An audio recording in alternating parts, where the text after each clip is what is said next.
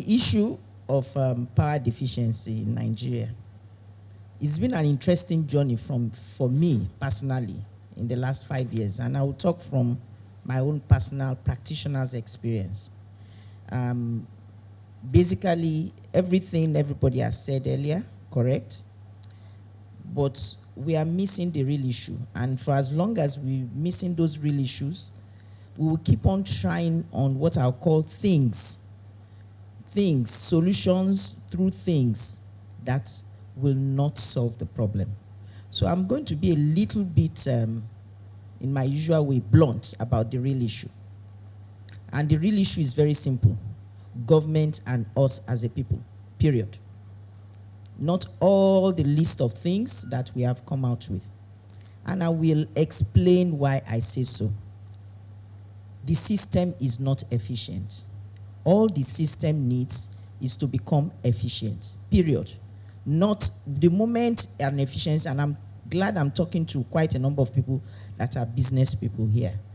Once we're able to create efficiency, investment will come, everything will happen.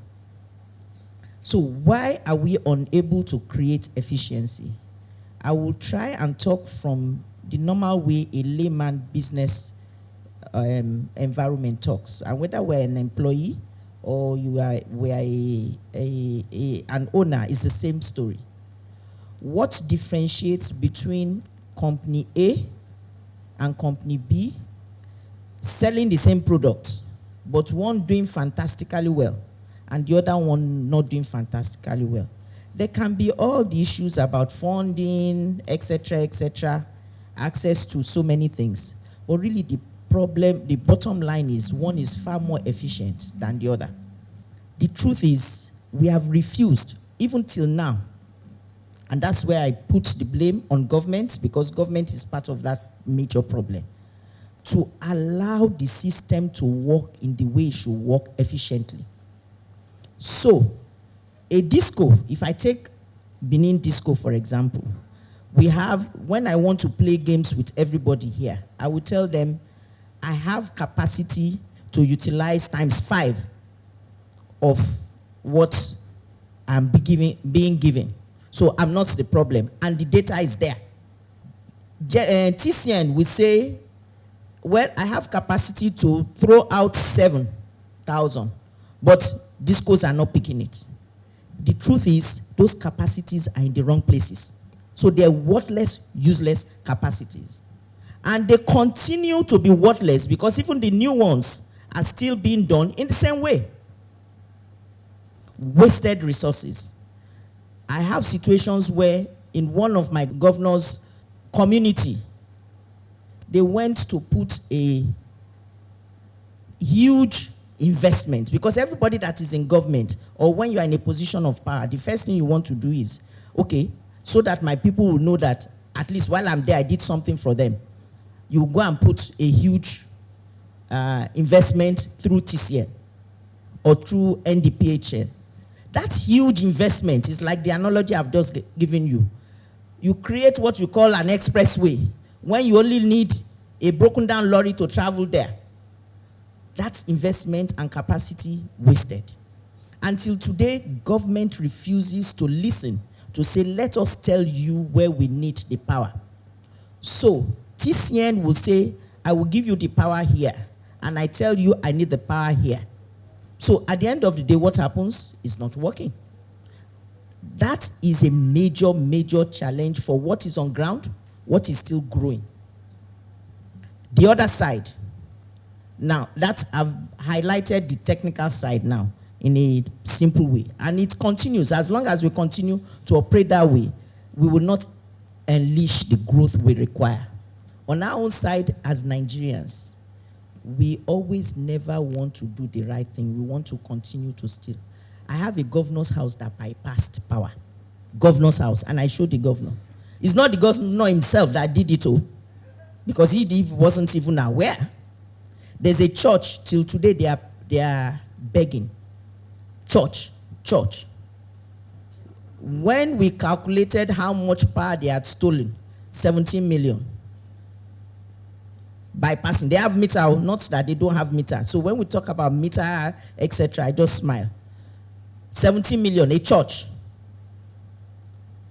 Now, the church had to make an appeal. They fired the man that was controlling the process and had to make an appeal. And we said, okay, again, emotional because it's church and everything, pay 7 million. Of course, they can't pay 7 million today. They are still begging that we'll pay 2 million, we spread the remaining over a period, etc. Until we solve that, we won't give the church the power back. Now, that's a church. So I gave 2 different examples. So us, we need to change our orientation. On the other side, government to reduce, if possible, eliminate his interference. Government still wants to control. And 90% of the items that come out through them are not efficiently placed. So we reel out the numbers and wonder why the solution is not coming out. It is the methodology we are using. Finally, from that perspective, if we allow for efficiency, one more thing we must stop, which is also still our syndrome. This syndrome of not allowing time to show results. In other words, allowing the lag. So often what happens is a wonderful solution comes up, but we expect that wonderful solution to happen in 6 months. When it doesn't happen in 6 months, that solution should normally take 2 years. We junket it and start a new one. What then happens is, by stopping that one, starting a new one, that new one you also should expect a lag. You don't allow, and becomes a roller coaster. It happened with metering. When we were having what is called CAPNI. To bring this new one map, that is the latest that is existing, government had to say they were stopping CAPNI. Several of us raised the issue. Why do you need to stop? It's a continuum. Some people were benefiting from that process. Add the new one. But by stopping that one, it took 18 months for a new one to come out. And you know what? With this new one, the map, government or NEC has also said, once this map is out, you discos, you are not going to handle metering again. And we say, do you understand what you are saying? Locations where third parties do not like that type of investment because it's a community, they won't get meter. When they don't get meter, what happens? I won't give them power because they will keep on saying this estimated billing is too high. So we need to change our orientation as people. The things we're trying to do is not the solution, it is us and government.